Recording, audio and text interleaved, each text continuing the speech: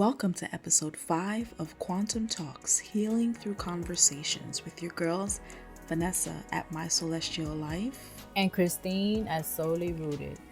We hope that you and your loved ones are well. Today, we are diving deep into shadow work and the dark night of the soul. We come to you with an open heart. May this conversation inspire and provide you with all that you need at this time. So, without further ado, let's get into it. First of all, hi Vanessa, how are you? Yes, I'm good. How are you? um, I'm good. Welcome back, everyone, to another episode of Quantum Talks, Healing Through Conversation. And today we're talking about shadow work, and the glorious part. The glorious, what you want to call it, the glorious cycle of going through a dark night of the soul.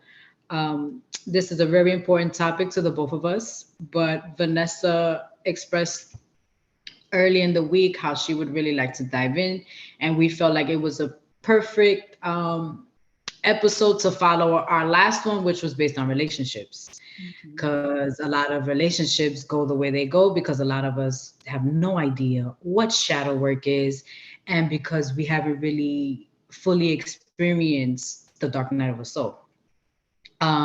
For those of you who are like, what the heck is that? What the heck is the shadow? What is the dark night of the soul? To sum it up really quickly before we get deep into it, shadow work, your shadow part is the shadow of you, is the part of you that you don't really want to be. According to like Carl Jung, according to other, like the basic definition you could find out there, it is the unconscious part of you that doesn't really align with who you are truly, like who you are deep down, who you are at your core.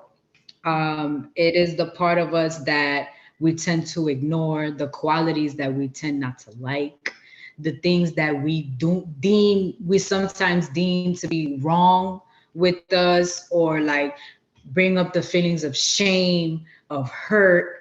It is just that side of us that we don't really, first of all, we don't want to face it ourselves.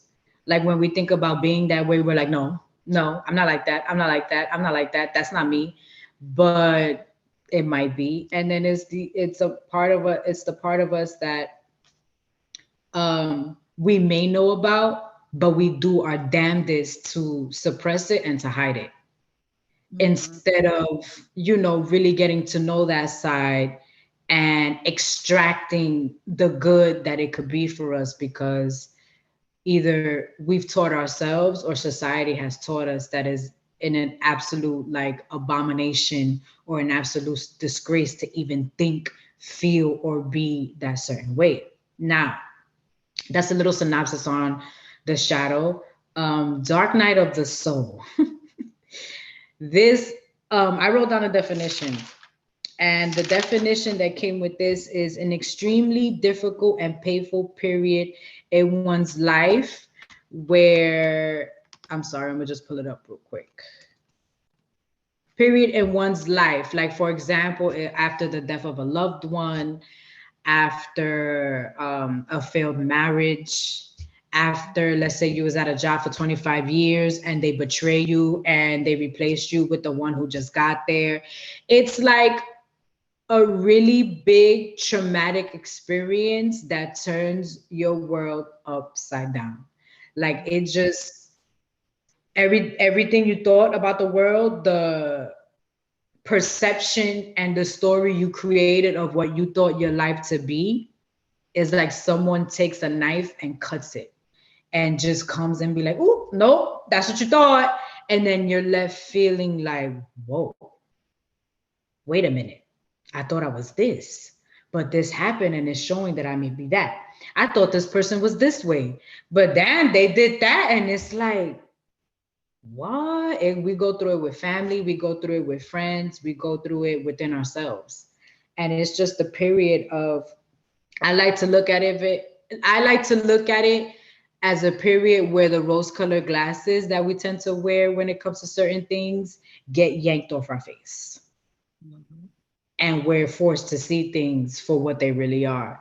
And depending on the situation, depending on our beliefs, depending on our culture, depending on certain aspects, it could be one of the most painful things that we go through. But it is also one of the most rewarding when we learn how to see it for what it is, and when we allow ourselves to grow through it and to surrender to the fact that it's happening. Yeah. You know, it's a chance for us to analyze and dissect the darker side of who we are, the parts of ourselves that we never like to recognize and to show the world. You know, we have to sit with ourselves 24/7. When we close our eyes, we see that darkness. So if you're not addressing these things, if you're not taking a deeper look of who you are, this can potentially spill out into your relationships, you know. And then this kind of ties into to everything that we were talking about, you know, understanding who you are, understanding what you're bringing to the table, to your relationships, to your friendships, to the world, and recognizing that there might be some trauma there, right? And everything can have a little hint of trauma. For me, I always say childbirth is trauma, just going through the entire experience. Mm. You know, you never know what can happen. So with that experience, it kind of um there's a memory that's being held in your body. It's just, so it's triggering you. So these memories are triggering you, right? So going back to your childhood, you have certain memories, certain events that took place in your life. You're still holding it in your cellular memory, and it triggers you. So these are the things that are laying within the depths of your soul, and these are the things that you hide from the world. These are the things that there is sometimes shame and discomfort when it's brought up, when people ask you questions and no one knows why all of a sudden you're upset, because that's your shadow. You know, and this is the thing. We have to make peace with our shadow, you know. When we're walking and the sun is hitting a certain way, we see our shadow, we're like, oh yeah, you know, like that's so cool. You know, my daughter thinks it's so cool to see her shadow. So returning to that childlike state where our shadow is our friend, you know, that's what we have to return to when we come to dealing with this shadow work, dealing with the darkness within, and embracing it, coming to terms with it, that it's part of us, right? It's part of our certain things that we went through, and all the things that we have experienced, all the things that have led us to where we are in our current state of life. However old you may be, all these years that you've been here, there's layers and layers and years of shadow. So we have to work through that in order to sort of overcome, or not you know, not even overcome, I want to say, is to just come into an aligned state, a balanced state of who you truly are, so that you can understand who you are. And then by doing so, you can understand your place in the world. You can understand how to serve others better, right? Understanding who you are on those steps, you can understand how to serve others. And sometimes the shadow work or the shadows that you have can lead into the dark night of the soul.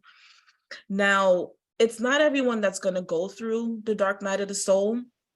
Because I want to say specifically, I myself, I've had two dark nights of the soul where it has, the events in my life kind of just stripped away, where it's like I was with or doing this particular thing for so long, and all of a sudden that's not it anymore.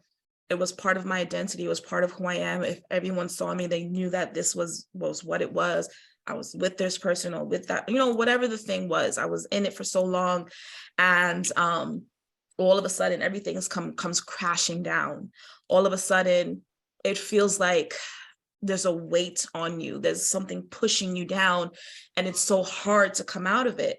So the dark night of the soul, the specific purpose of that is for you to go through it. Going through it is key. But the thing is, the reason why many people won't have dark nights of the soul is because, one, you don't always have the tools to go through it, right? Not everybody is meant to get to the other side, I want to say. And it's kind of harsh to say that, but to get through it and to get the tools, to get the enlightenment, once you get to the other side, it's because you have a particular purpose. Mm. Okay. Okay. So the shadow work, dark night of the soul, it's asking us to go through it so that we can overcome it, gain the enlightenment, and to share our experiences, to share this knowledge with others. But many people can get stuck. They get stuck in a place where when you don't have enough tools, or when you don't have the right tools, it can lead to mental illness. Because in my own experiences, I have been brought to my knees crying and begging the universe to say, like, listen, I don't want this feeling anymore. What is this? I don't want it. It's taking over me. It's shredding everything apart. What is this? I've begged. I remember begging the universe, like, what the hell is this feeling? But the whole point was for you to go through it. Now imagine when you don't have the proper tools, when you're not asking yourself the right questions, this can lead to mental illness. Okay. So some of the stages that can happen in the dark night of the soul, and especially when you're going through shadow work, you have shock, confusion, and shaky foundations. Everything becomes uncomfortable, right? There's pain, unexpected or imaginable incidents. These are the things that can lead to the dark night of the soul. You have, like Christine said, relationships ending, family members transitioning, jobs ending. These are the things that are going to cause you to question everything, question life, question your purpose, question who you are. Now, once you begin to ask yourself these questions, that's when you realize you have to go through it, right? It's like a crumbling of the perceived reality. Your whole reality is being shut down in order for you to get to whatever that next level or that next stage is in your life. And if you're unaware, or if you feel that you're undeserving of getting to that next stage, then things can just become, it could feel like it's crashing down or crumbling on you. It's like an ego death, you know? Yeah. So soul searching, right? So this is where the illusions now are being stripped away, the lies that you've been telling yourself, the lies that you've been told that created the reality that you were existing in, that comes crumbling down in order for you to see your specific truth. Now, in this process, we mentioned the deep questions that you're going to ask yourself. I remember specifically early, like my first dark night of the soul, I started asking myself, like, well, what is my purpose? That's one of the questions that can come through. That was a big question for me, and that led me to the work that I'm doing today. What is my purpose, right? That's one big question. Later on in life, I started asking my clients now, well, who are you? I started asking people, friends, who are you? That's another big question that can come out of doing that soul searching and that and that deeper understanding of who you are. Who are you? Many people will say, they'll give you your name, their name, where they're from, who their family is, or whatever the case is, but who are you? Apart from all of that, apart from the labels, who are you? So that's something that we have to ask ourselves. What is our purpose? Who are we? Once you're able to identify those things, then that's how you get through that darkness. That's how you overcome it. That's how you break through or break free from the illusions, right? So, yeah, it's been a journey to get here where we are today, Christine. It's been such a journey. But you know what happens after all of this, after we've gone through the journey, after we've gone through the experiences? It's the rebirth. You are birthing and creating a new life, a new reality, a new existence. And guess what? Every night that we go to sleep and the next day that we wake up, we can do that. We have an opportunity to do that every 24 hours, to rebirth, give birth to our new self, our new awareness. We're constantly taking in information. This information that we're taking in is the building blocks of creating our reality. So yes, you got to go through it, because it's going to feel like the Band-Aid being ripped off, like, that reality being stripped away. It's going to feel like you're ripping off that Band-Aid, the wound. It's an open wound now, where nothing feels real anymore. Nothing feels true to you. You're starting to question your family. You're starting to question the government. You're starting to question your job. You're questioning your spouse, because it's like you fell in love with this person, but all of a sudden it's like, yo, that thing you're doing, it really annoys me. You know what I'm saying? Like, you've been doing it for a while now. I noticed it. But it's starting to annoy me. Like, what is that? You know what I'm saying? So then that starts to happen. These deeper questions start to kick in. That question that makes you question your reality, your existence, the people within your space. It makes you even go back to events that you probably suppressed, right? And these are all the things that have led to you having this shadow that you're not showing to the world. But I will tell you this, it's a beautiful experience. When you come Because out on once the you, other side, yes, that's what I yo, was about to say. yo, When you son. come out on the other side, the weight has been lifted. You're feeling free. You're feeling light. All of a sudden, the world is colorful. You're smiling again. Your heart is free, right? And then you Mm-hmm. get to share your gift of who you are with everyone. And that's a blessing. It's a lot. Yo, it's a lot, but it's worth everything. Mm-hmm. I would not change anything that I went through. Everything Yeah. you were saying, um, before I start, do you have anything else to add? I want you to no, you could go ahead. I want that, this episode is going to be a lot about sharing our experiences and what we've gone through, and with the hopes of anyone who hears it today, it helps them to get through their shadow work. And if you are meant to go through a dark night of the soul, well, we can share some tools in for you or with you in order to get breakthrough and break free. Yeah.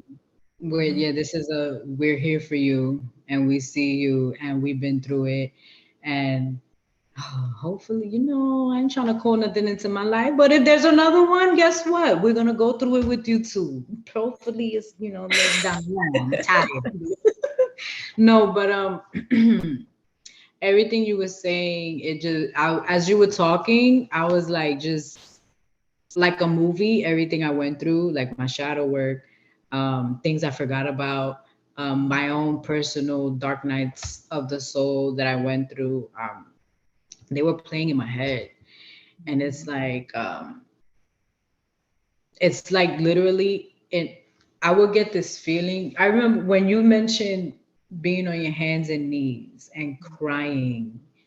Yo, I can't even count on my hands and toes how many times I found myself bent over in pain, like crying, yo, son, and crying in such a way that it literally feels like, especially as you grow more awareness as to what you're going through, it feels like a cry and a pain that comes from so deep within. It's like your body extended into the earth and it's going deep into the earth and bringing out whatever it is that needs to come out. It's like it literally comes from the depths of your soul. It's like someone's going into your soul, like energetic surgery, and someone's like taking a scalpel and extracting everything that does not serve your soul. Like literally, I've never been through this, but I've heard like when you go through like bone marrow and they need to take bone marrow out and they're scraping the bone marrow is one of the most painful things you could go through. I apologize if anybody's been through that who's listening and this is a trigger, but I just want people to get a picture of like it literally feels like someone's scraping your soul clean. And like you said with the open wound, when we were kids and we would bust our knees open because we weren't listening, and grandma or mom or auntie brought out, I used to have a heart attack with peroxide don't hurt like that, it's just bubbles, but I would sit there yo have a heart attack because I know it was gonna sting a little bit. And I ain't like none of that. I was Pisces, sensitive. I don't want it. And then those of us who didn't care and they would put alcohol on that open wound. It's like Mm. pouring alcohol onto the open wound and a little red stuff with the drops on your open wound, but it's also you can heal. You're crying for 5 minutes, but then in a couple of hours, this thing goes away and you put the band-aid on it and then you go and heal. But it's not done there because you gotta rip off the band-aid. It's a process. So going through your, like you said, doing the shadow work and going through your dark night, it's like it can go hand in hand and it could happen in either order depending on your life and depending on your situation. This is how I see it. Because me looking back, I realized before I didn't even, I had no idea what no shadow work, no, I didn't know what any of that was. But I looking back, I went through a few dark nights of the soul. um I believe in my teenage years, I was very depressed and I used to self-mutilate. And I got hospitalized for that. My family hospitalized me. They wanted me to get help, clearly. And then I feel like that was the first time I went through a dark night of the soul because um, certain things were like I used to go to church after that hospitalization. And after those 2 weeks I spent in the hospital, um, I didn't go to church anymore. So that reality of church being everything, it was already coming to, like I was starting to question some things and I was at a real battle with it because I didn't want to go to hell, you feel me? And so when I came out the hospital, it changed. First of all, no one came to see me in the hospital. None of the all these people. I know a lot of people are not allowed to come see you, but it was just, and the way that I felt like I was being looked at and treated after I got out the hospital, it bursted a bubble. It bursted a bubble. Um, Wow. Okay. So different things are coming to me about dark nights of the soul. I just got something where we kind of go through it throughout life, and if we look at it even from young, depending on what we go through, um, it really burst our bubble. Like the first traumatic event as a child, it can really burst that innocent bubble.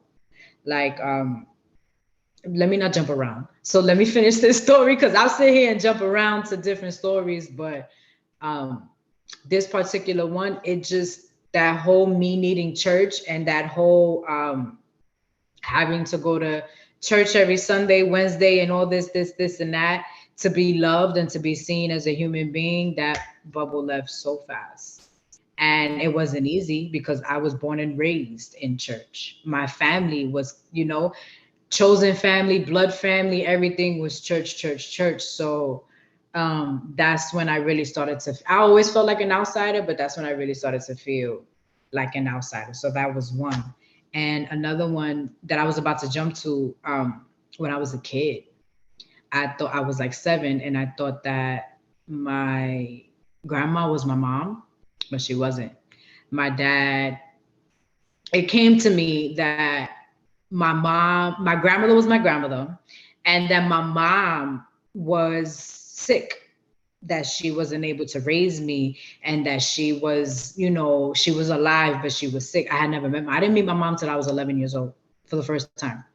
So That right there, that put me into a dark night of the soul because I was 7 years old. I'm over here thinking my grandmother's my mom. Living la la la. After that, I started to act out in school. My shadow started coming up. I was a wild kid to begin with. I had mad energy and they didn't know what to do with me. But when I found out this truth at such a young age, everything changed. Like, first of all, y'all lied to me. Second of all, where's my mother? My mother didn't want me. Where that's when the whole abandonment, the whole, oh, I'm not worth anything. My mom didn't want me. She doesn't want to come see. So I feel like that was my first dark night of the soul because that's when my depression kicked in like that. And I was a sad kid from then on. So fast forward to my 20s, when I would find myself crying on the floor, like you said, because I just was so tired. A lot of my, um, a lot of those periods in my life that would jumpstart would be the relationships I was in, the romantic relationships that I was in, because that's where all my energy would go to. And I was so desperate to being loved and shit, and I didn't know what shadow work was. So, um, the thing about shadow, it's not just, you having thoughts of wanting to go hurt somebody. It could be you hurting yourself. And a part of your shadow could be you looking for love everywhere else without yourself, or you overextending to other people more than you need to, or you being codependent on other people more than you need to. Little things like that, that all contributes to your shadow.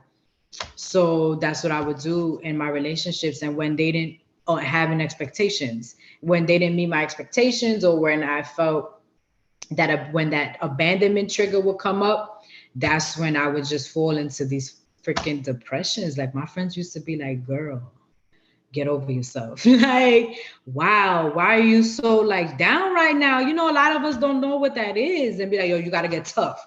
Ponte dura. Like a lot of my friends would tell me that, and I know it was from love because they got tired of seeing me like that. Like, yo, you letting one person crumble your whole world down. But that was around my mother wound. That was around the parental wound, and I didn't know how to face that. No one ever taught me that. So when I got tired of feeling like shit, literally, I always say this, like, what made you change your life? Yo, I got tired of feeling like shit. I asked spirit. I was like, yo, God, Jesus, whoever's up there, whoever's watching me, because I know there's something, please. I don't think I can make it. I think I'm gonna end up offing myself. Sorry if that's a trigger to anyone who's listening, but I'm just trying to keep it real right now. Like, I'm gonna end up, why? This is what life is. Like you said, I started asking, what am I here for? I'm here to just work all week, have 2 days off, and that's it. That's what I'm supposed to do. I can't go on a cruise. I can't like go, like, this is it. Looking for love and working and being so depressed and feeling dead inside. I was just existing. I wasn't alive. Mhm. I wasn't alive. So I was like, yo, I ain't with this. I'm not with it. So either something, please, begging after I'm done, because my anger used to be crazy. But the person I would take it most on is me. Like a lot of people didn't see that because I would sit there and throw shit, break shit, like by myself though. And I would have anxiety attacks and I didn't want to bother nobody. That's another part of your shadow. When you feel like you're a burden, that's a shadow aspect. Mhm. So I felt like I was a burden. No one was going to understand. I don't want to bother nobody with this. So I would deal with a lot of things by myself. And yo, I went through some really dark mental things by myself. Like some people saw it here and there, like my close friends at the times. I know they saw it. Like, how could they not see it?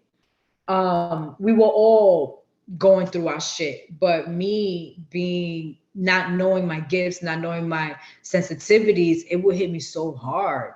Like, and I used to be so negative, so negative. So I asked, I was like, yo, what is my purpose? Like, what am I here for? Because I can't keep living like this. I know I'm meant to do something I want to not be great in the sense of the word, like I want fame and all this. I want to do great. There's so many things in this world that could be done, especially when it comes to helping other people. I know I have something where I'm meant to help other people. How can I do it? How, there has to be another way. I remember telling my dad one time, he's a tourist, they work is work, they grew up in a different time, work, get a job, get your retirement up. You feel me? No, yo, that's just the conditioning that it was back then. So I remember telling him, like, "Ba, is this it? Is this it? I just gotta work." Because I told him a plan I had. Oh, we'll make a plan, keep working, save up, save up. And I was like, what do you mean? This is what I've been doing and I'm miserable. Like, what do you mean just work and save up? Like, okay, what else? So I told them, I was like, Papi, there has to be more to life than this. I was like, this cannot be just life. Like being in a job for 50 years and or just doing the same mundane things every day. Because you see other people doing great things and you're like, yo, how can I do that? I know that's in me. I know I could do that. My friends used to have a joke like, CB wants to do everything because every time I saw something, I'm like, yo, I want to do that. Yo, I want to do that. They were like, here we go. What else you want to do? Yo, but why not? But why not? So I asked that question and little things started as I was trying to get better and help myself get better. I forgot how I learned about self-healing and about deconditioning and relearning things and how basically everything we've been taught in life is a lie. It Mhm. reconfirmed a lot of things too when I was younger because I questioned everything. I questioned things in the church.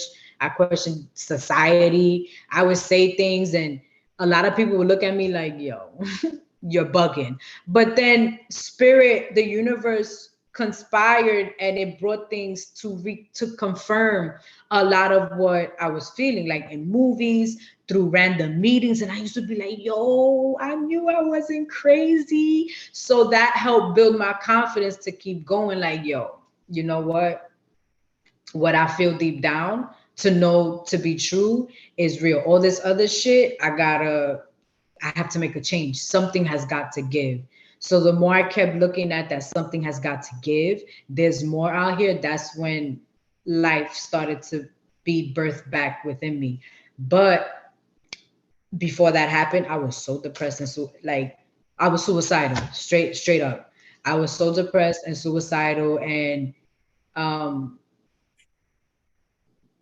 it's like I had to.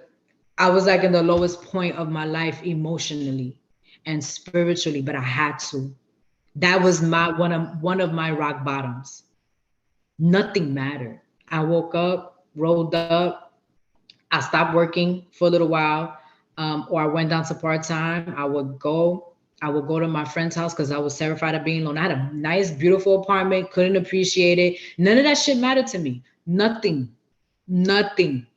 It was going, smoking to get high, having a beer or two, and being around, my best friend at the time. She was going through a lot too. So what made me feel alive was being around her and being for her, or just knowing that I could go over there. And they saw how I was too. So leaving me by myself, they wasn't with it. But I had to reach that rock bottom. I had to go into the darkness and the shadow of my soul in order to make room for all this light and all of this happiness that I now hold.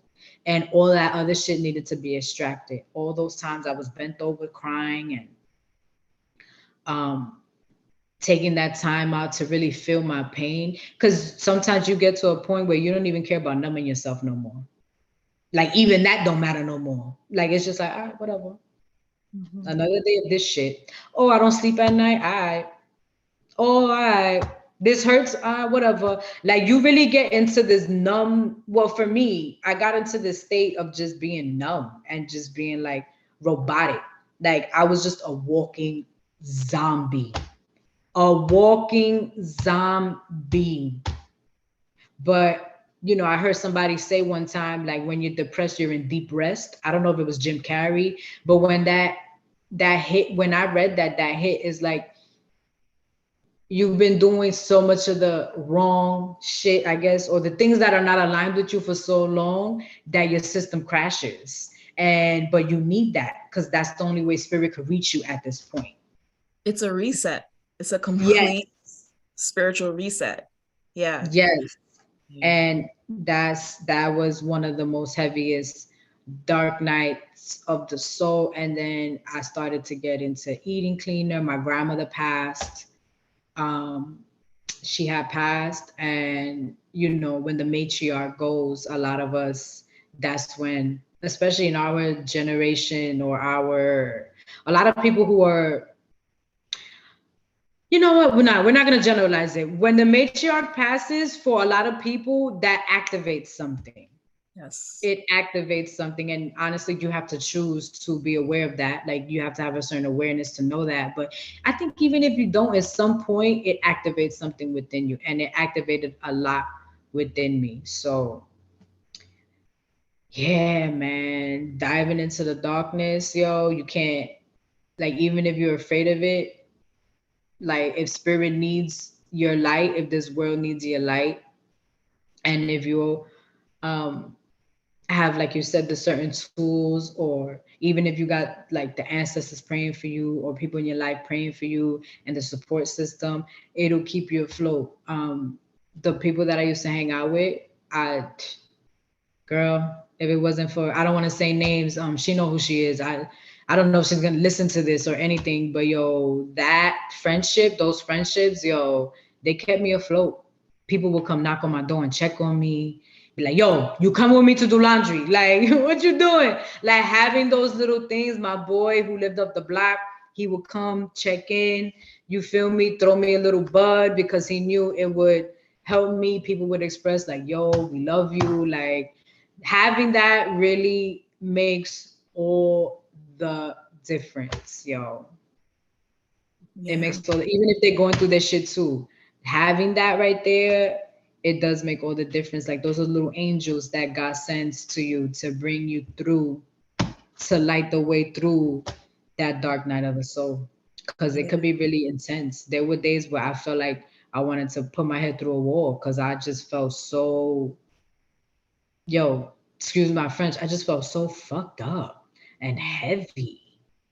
Like, I think back and I'm like, yo, I can't even fathom feeling like that again. Yo, I can't. It's just like, woo, this shit ain't gonna leave. That shit crazy, yo. Like, I just can't. And that's another thing too. When you really allow yourself to go through it, going back, the only way you go back is if you really choose to. It's a If choice. you really make that conscious choice and you really go against you and you allow yourself to, because even when bad things happen and other tragedies happens, when you gain a certain amount of knowledge and wisdom, and you learn a certain amount of lessons about these things, and you gain a certain awareness, going back is really difficult. Like, you really have to sit there and be like, fuck everything, and go back. And even if you say fuck everything, a lot of the times you can't go back. It's just so hard. But everybody's different. I'm not judging. You feel me? We all, it's a spiral. We all, what they say, we all fall short of the glory sometimes. But Yeah. Our journeys through doing this shadow work, there's a lot of lessons that come up, lessons that we need to learn in order to grow. And when I think back to my own experiences, one thing that happened to me specifically, there was a lot of resentment towards my mom, because what was coming up for me at the time, it wasn't my trauma, it was her trauma, and how mm, she either did not deal with it, or it was passed down to me for me to deal with it and see through it. But at the time, I wasn't seeing it the way that I see it now. It was coming through as resentment. I resented, I remember it was a whole year where anytime she called me, I was like, what is it? What you want? Like, because I was just processing. It was a heavy processing. I was processing a lot of information that was coming through, a lot of suppressed memories, a lot of questions coming up. Well, why did you let this happen? Why did you? So all of that was coming up while having to deal with my shadows, because, you know, in these relationships that we have, especially the parental relationships, whatever they're going through, it's kind of handed down to us. It is, we inherited it. We inherit all the traumas. We inherit certain things that we need to go through, and it's up to us to break through and break free. So in those lessons that came through, I can remember every year there's a particular theme or particular lesson that I have to go through. For me, this year, 2023, it's all about humility. Last year, it was about gaining unconditional love. The year before that, it was vulnerability, you know? So, oh my gosh, it's been so eye-opening and such a beautiful soul awakening experience having to go through these things and discover more about myself. And that's really what it is. It's about discovering the depths of your soul, discovering who you are, what you're meant to do, what you're capable of. We're capable of so much more than we allow ourselves to even imagine. So, and all of that comes through in shadow work. I know someone, this is their experience, but when we're not careful, right? Or if we're not doing this work, we fail to understand the reason why we do certain things. Shadow works helps us to understand why we do certain things and why we say certain things, why we are who we are in that moment. And when you break through and break free, you begin to create a new reality. You begin to merge with the higher self and the self that you were. You know what I'm saying? So there's someone that I know who had control issues, right? And I used to take it very personal because I'm like, yo, what is all of this? And I used to point it out, but they were not aware of that. They didn't see it. They didn't see it as that. But later on, I started to reflect and to think back on that person's control issues. And I saw and I remembered that, he was abandoned, right? There was a sense of abandonment in his life to the point that anything that he needed to hold on to things, right? They needed to hold on to it so that it wouldn't leave them. Okay. So that person has not done the shadow work, but with me doing my own shadow work, I was able to recognize that. And me recognizing that now in my own work, in my own life, that I gained compassion. Mm. So it's about understanding why we do the things that we do, who we are, why we say the things that we say, why we sometimes hurt people, right? We're hurting people because this is what we were told, this is what we received somewhere along the lines throughout our entire life. So now we're reflecting it back, we're regurgitating it out, and and because this is what we know, this is what we received, so we're sending it back out. But as an individual, as a person, as a human being having a spiritual experience, this is the work that we have to go through, right? Understanding the shadow aspects of ourselves so that we can gain the knowledge and the wisdom of life, period. Because who are we without understanding compassion, vulnerability, humility, unconditional love? Who are we? So everything is reflects into one another. It leads into one another. Everything is a reflection of what we do, right? So in my own experience, I've had two dark nights of the soul. The first one, and they're both a result of relationships. So relationships ending. Yeah. And I remember the first one, that was the big one for me because I was having to now detach from this person who I had been with for a long time. So I'm now detaching from a person who had spent my entire 20s with, and I'm now having to discover who I am in this world. That was hard because everything that I had known to be true, everything that was me, everything that made me happy, it was all gone. It was all gone. So I'm now having to figure out, I have a job. I'm, doing this and doing that. I'm able to get up and go to work or whatever, but I'm crumbling inside. I remember being at that job and one of the questions that started coming through was, what is money? So things like that, those deep questions started coming in, like, and I started getting mad at, I gotta come to this job and get money. Like, what the hell is money? Money's not feeding my soul. So these are the things. And that I remember specifically having to ask that question, having to ask those deep questions. That was the first time there was a mental clearness coming through. There was a clarity coming through. In that clarity, I was able to hear certain things, and I was able to hear spirit speaking to me, because now spirit is me, right? And you know what I'm saying? So then in that particular moment, I remember it was 2013. I'm sitting at the desk, pretending I'm doing work, but I'm like, yo, I'm having all these questions. I'm Google research and all types of things or whatever, pretending to do work. And then all of a sudden I'm hearing that I need to spend time with my grandmother. It was like a message from my grandmother was coming through. And I thought it was my living grandmother at the time, that, I was having this feeling like, yo, I'm gonna book this one-way ticket. I'm gonna go to St. Lucia, spend time with my grandmother. And I could have done that at the time, but I didn't. But then later on, when I came to realize, it was my other grandmother who had transitioned that was starting to speak to me. I was having gone through that work, the shadow work, and understanding myself and having those deeper questions, going within to seek those answers. I was able to clear a path to communicate to my team, my spirit team, my ancestors. So that was a big one for me. So and at the time I didn't understand that we could do that, you know? So that's why it made sense that, oh, it's my living grandmother. Let me go spend some time with her or whatever, book a ticket or whatever. And then going deeper within myself, having this spiritual awakening, that's when I realized it was my other grandmother who had transitioned in 94, who I'd never met, was starting to speak to me. Then I understood she was starting to guide me in the right direction. She was leading my spirit.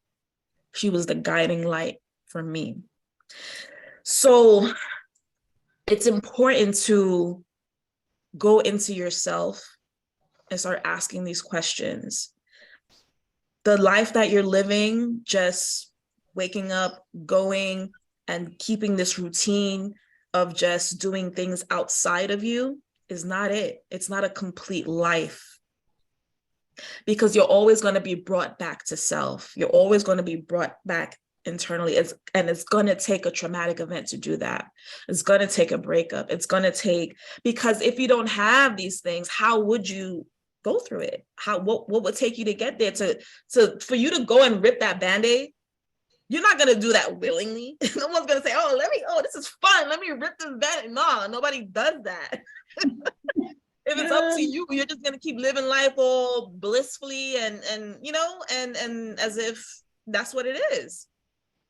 But how would you know what you're capable of? How would you know how deep your soul goes if you don't go through these things that will shake you up, these things that will lift those blinders to help you to see? How would you know? So we have to go through these things. And you know what? Today, I want to say that it's been a blessing to have gone through these experiences, because the rebirth is where it's at. Man, it is. It's like you shedding your skin, you shed skin, and you're reborn. And then when you learn how to, that your shadow aspects, the aspects that you may not even like, when you learn how to like them Mm. and to use them for the positivity that you are, like that they can be, like, let's say you're assertive and you're in a place where you know you deserve something. Let's say you're at work and you have a boss that shits on you and your effort. That assertiveness that somebody else may look like, ew, nah. You need that to make it known, like, look, with all due respect, I'm not, I'm not trying to be rude, but I've been here for 5 years and I've done everything and I've gone far, far and beyond. and I do not feel appreciated in this place. And that's when you know you can do things like, look, either I got another offer, either and they're offering me this, and you feel me, to get what you deserve, and the universe responds to that. The universe responds to what people may be like, oh, ew, she's so like demanding. Nah. Okay, like when you learn that about yourself and you integrate that to work for your advantage, not your shadow working you, but you working your shadow. Yo, possibility. Yo, the like you said earlier, it shows you what you're capable of, and it puts you on that, like, if part of your shadow is being shy and feeling like you're not worthy or something like that. And let's say, when you learn that about yourself and you accept that, that automatically can transmute into being confident and to being rooted in your truth, and knowing that you can do this thing, that you're worthy of doing this thing. So it's like, shadow work is one of the most beautiful things you can do, because you're no longer living a lie. You're no longer living as someone who isn't really who you are. And when you stop yourself from suppressing, because when you suppress your shadow, it comes out in other very unhealthy ways. You start to lash out. Like you said earlier, you start to project. It affects your relationships. It affects your relationship with self. It reflects your relationship with source.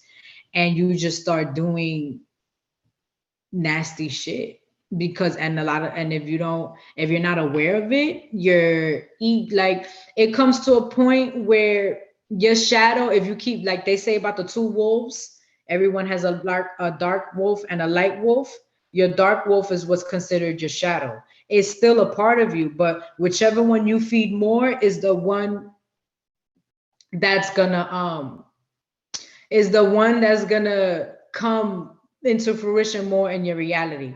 So it's like, that's gonna come more into your reality. So it's like, to the point where it supersedes your ego, because people talk about your ego too, but when you're operating more in your shadow, your ego probably can't even won't even be able to tell that you have a shadow side. So all this fucked up shit you doing, to you, it's like, oh, but what do you mean? You don't even know that it's there.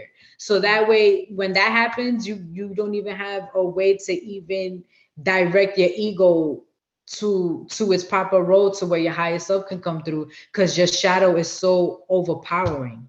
So yeah, shadow work. This is a very deep topic. I'm glad that we're here. We're speaking about it today. Thank you for Vanessa for bringing it in. Also, a point I want to make is, a lot of people talk about shadow work. You see it on Instagram, you see memes, but I don't really. It's rare where you see people who show you how to work with your shadow, and how to like really navigate it, and really like what's needed, or like, there's a lot of what things are, but a lot of, or people telling you, oh, you need to do this and you need to that, but there's not a lot of how. Mhm. So like, Vanessa, Yeah. I would love, you always got the juice, you always got the codes. So Yeah. so Yeah. yeah, what's up? What's some of the tools you feel like could help you, but also help others when it comes to making it through these times in our lives and these aspects? So I just want to remind folks that shadow work is doing the work that is necessary to help you identify and to heal your triggers. Okay. So that's your triggers come through with every experience that you have, right? So these are the building blocks or the things that you hold on to in your cellular memory. Just wanted to remind people about that. So these are things that you're holding on to. They become part of your shadow. They become ingrained in you. You suppress them, you hide them, and sometimes these triggers can uh can be projected in a negative way, right? So how do you integrate these things? And also wanted to say that the dark night of the soul now is when everything comes crashing down. Your reality is shattered, the illusions are broken. And especially for those of us who are what we call spiritualists, or who do the spiritual work, who we feel we're spiritual, sometimes we feel like, oh, I healed that already, I've already processed that, why is it coming up again? Right? So the dark night of soul is that. So it's going to come up again to ask you, well, did you really heal? Did you really get those lessons and apply them in your life and implement them? Did you really get what you needed in order to break through and break free? So some of the tools that we can use to work with our shadows is asking the right questions. And I always say this to everyone that I can meet, or everyone who will listen, that we make healing to be very difficult when it's really quite simple. So it's Yeah. asking the right questions, not being afraid to ask those questions. Who am I? What is my purpose? What am I meant to do here? Why is this thing from so long ago still bothering me? Right? And it's okay that if you don't have the answers now, because you have to open yourself up, or be open to receiving for when the answers come through. So you don't have to have the answers right now, because all you need to do is be open to receiving the answers, and they're going to start trickling in. Another tool that you can do is mirror work, looking in front of the mirror and saying like, yo, why are you behaving this way? Why are you, what is this? Looking at yourself, not just the exterior, but looking into your eyes, into your soul, and asking those questions, those same questions, right?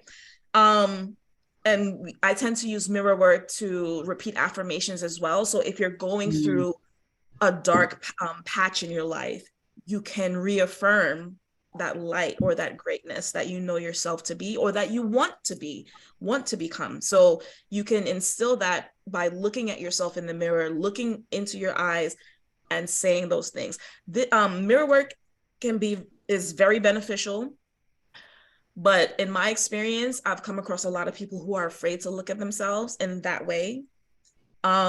They tend to cry in front of the mirror. All of that is great. Do all of it.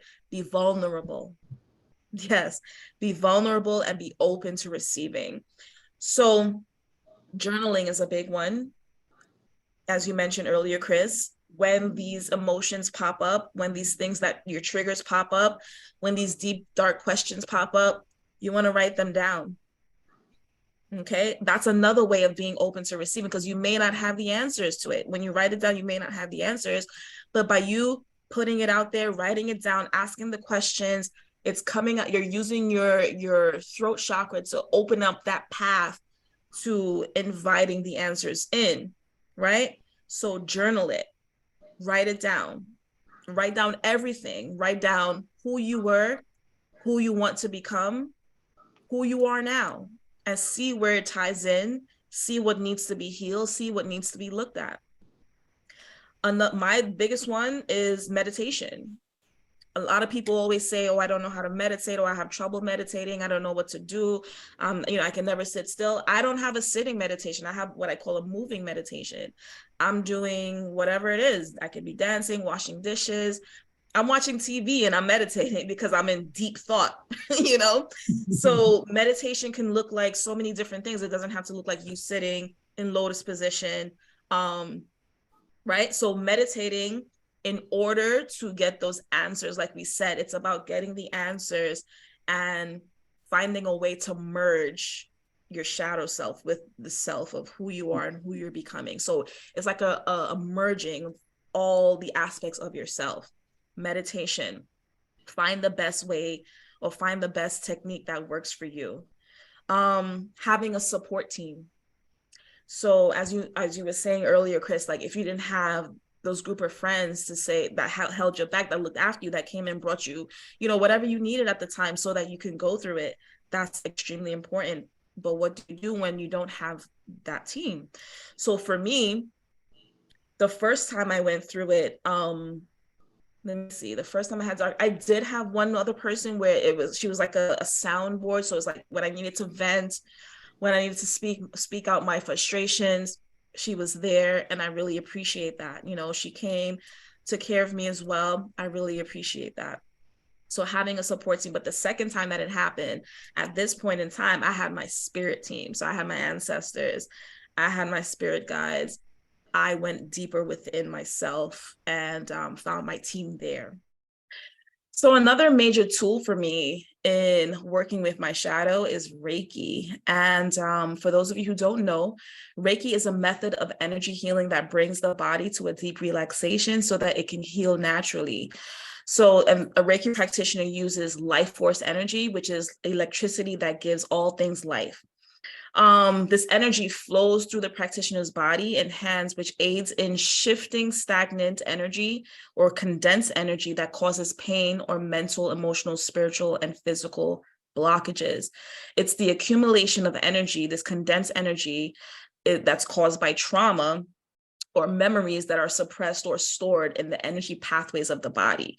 And Reiki can be used to heal generational trauma and to achieve your goals. So, as a Reiki master, all that I have to do is place my hands on my energy centers, my crown, my third eye, throat, heart, and I'm clearing the energy in my auric field. And in doing so, I'm releasing those layers of trauma, releasing those layers of condensed energy from my body.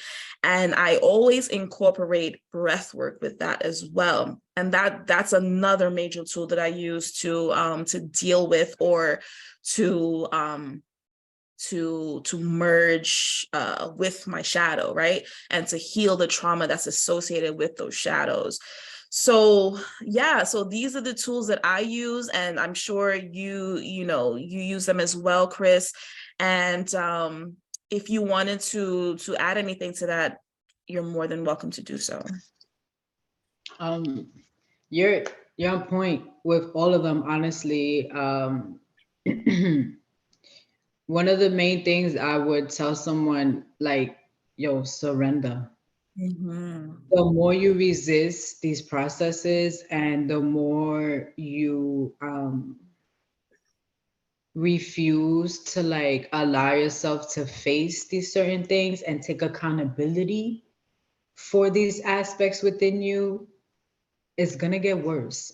Just like in tarot, when it says you're about to have a tower moment, this is what these experiences are. And like everything, you can change that. You can avoid it, or you can make it to where it's not so rough. But a lot of people, it's hard to hear because we've been raised in such a society where we're dependent on other things. A lot of it is on us. Is it always easy? No. But the more you resist the changes, or the more you fight against spirit and yourself, and you don't surrender and let go, let go. That was one of the hardest things for me to do, but it was one of the greatest tools when I just surrendered and I literally let go and let God. Um, Everything, spirit was like, the way you see, let me do my thing. Like, I got you. Don't fight it. Yes, it hurts. It's painful. It's very uncomfortable, but not being scared to be uncomfortable is one of the greatest things you can do. Look at them as growing pains.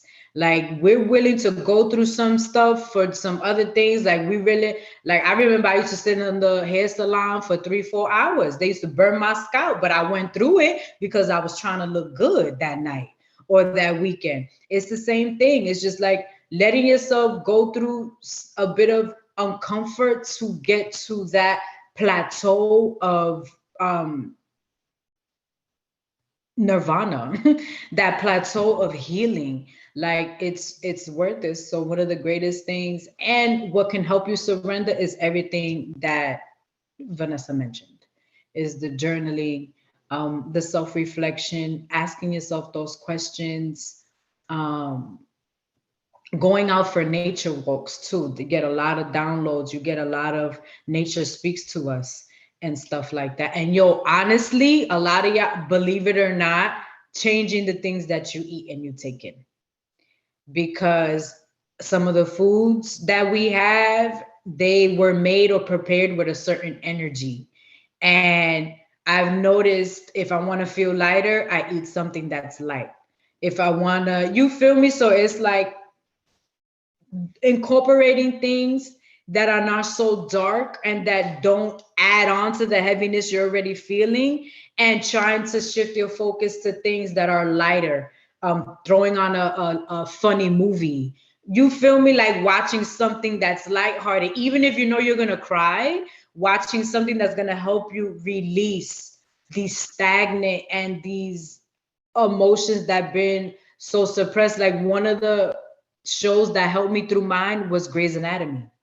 Grey's Anatomy has a full spectrum of emotions. You got happy, you got sad, you got mad, you got like, word Shonda, you done killed this person, but then she goes right to happy. Like anything that can help you release the emotions, I would say really, those things. If you want to like, if you don't, if you haven't gotten to the point where you feel like you can meditate, journal, like starting off small, using things like to work for you that we have available now in this day and age. I feel like those two, those they help me a lot.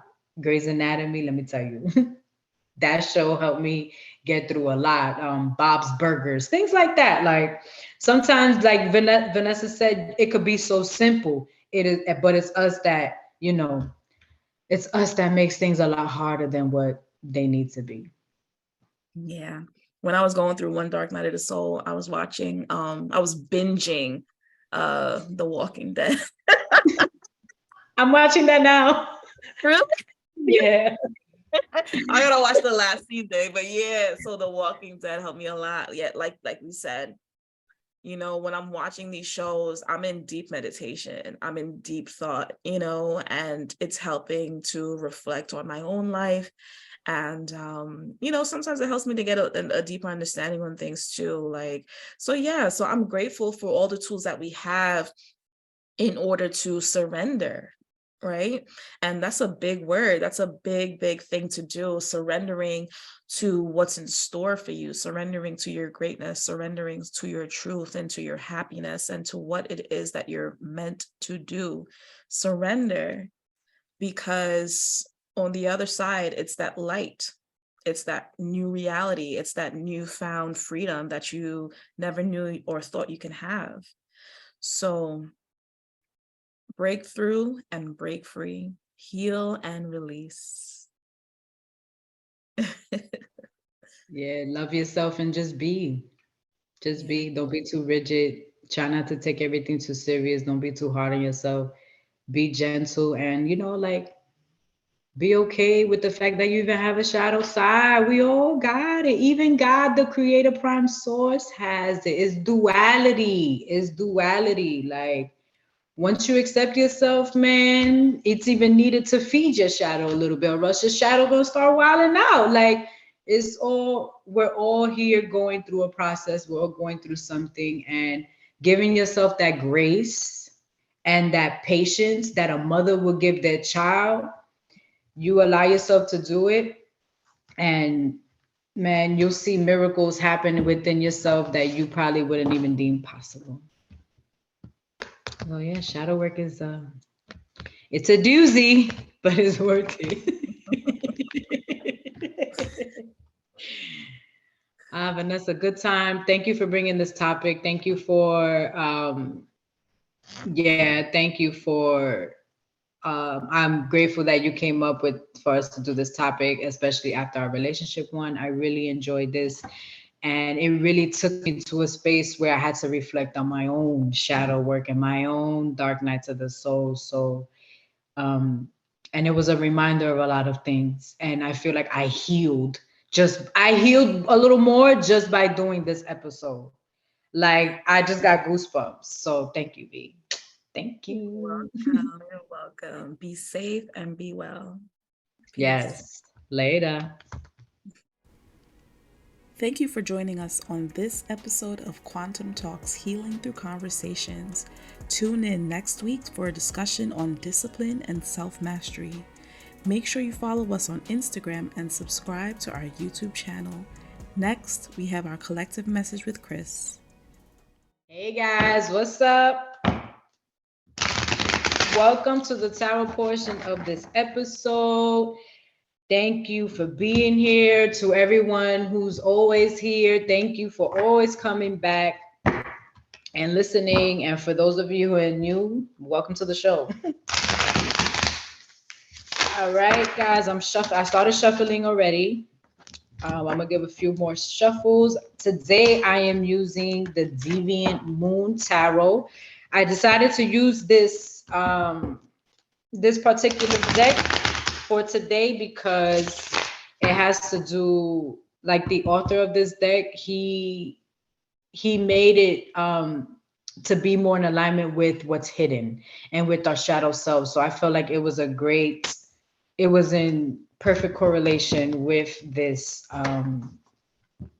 episode. And I pray that whatever message that's needed, if any of you are currently going through a dark night of the soul or doing shadow work, may a message of guidance, reassurance, confirmation come through. Father God, Mom, Prime Source, I pray that you come through. Sending Masters, the spiritual squadron, may you come through and relay a message that may be needed within this time. I thank you for using me as a vessel. I thank you for being here with us. And yes, let's get to this card. One more shuffle, one more shuffle.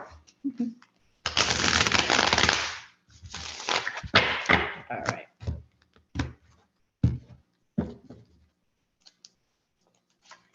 Can I get a card for all the lovely people who are currently listening and needing? Can I get a message of guidance? Oh, too many cards, too many cards. Guidance, confirmation. Any message that is needed within this time. Thank you. I'm sorry. Thank you. All right. All right. So, all right. Two cards fell out. Now, this is a first. This is a first for this like the tarot portion that I usually do. I usually only do one card, but two of them came out. The first card that came out though was the Eight of Cups. Now this card is perfect for what we were talking about in this episode, because if you see this young lady here, has her back turned to these cups, and she looks a little bit like, "Ay, ja." Like, this is basically a card of leaving what no longer serves you in the past, leaving things that, yeah, leaving things that no longer serve you in the past, and looking forward to, if you see here too, she has a cup in front of her, looking forward to what's to come. So with this episode on shadow work and dark night of the soul, when we go through these things, this is basically what we're doing. We're making an assessment of what's really real to us, what is part of who we want to be, who is part of who we know ourselves to be, what is adding to the life that we're trying to create, the being that we're trying to be. So with the Eight of Cups, this is basically saying that this is where we're at. We're ready to do it. There may be some apprehension, there may be some self-doubt, some questioning, like, oh, I don't know, like, I'm kind of stuck, like, I know I'm supposed to move on, but there are some things holding me back. And you know what? That's okay.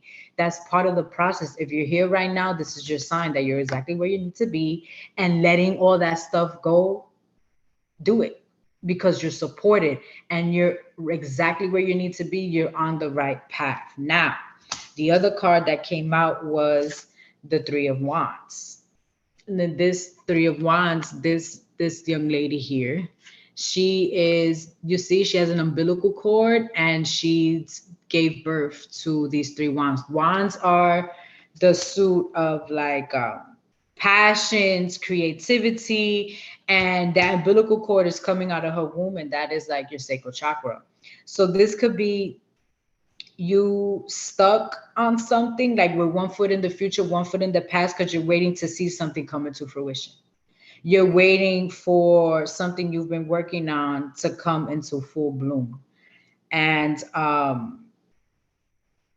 what's coming, okay, as soon as you leave all this stuff behind, you'll be able to move on and see everything that you've been waiting to come into fruition come to be. But you can't go nowhere. You probably feel stuck and stagnant because you're not allowing yourself to leave those cups behind.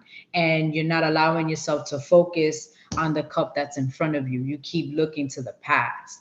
But as soon as you let go of the past, as soon as you let go of those parts of you that you may not like, as soon as you let go of the hurt, the pain, those negative emotions, things of that nature, you'll be able to move forward, and you'll be able to see everything you've been, all the work that you've been doing, it hasn't been in vain.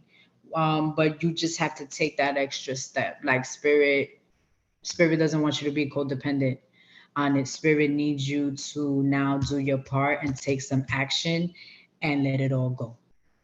So yeah, that was a beautiful message. Two cards came out. I love surprises. Yeah, that's your message. If you need any further guidance, any services, Vanessa mentioned her Reiki. I also do readings. I do personal readings, and I too do Reiki. Please feel free to contact us on our Instagrams. I believe they're in the description box. And yeah, we'll see you next week. Thank you.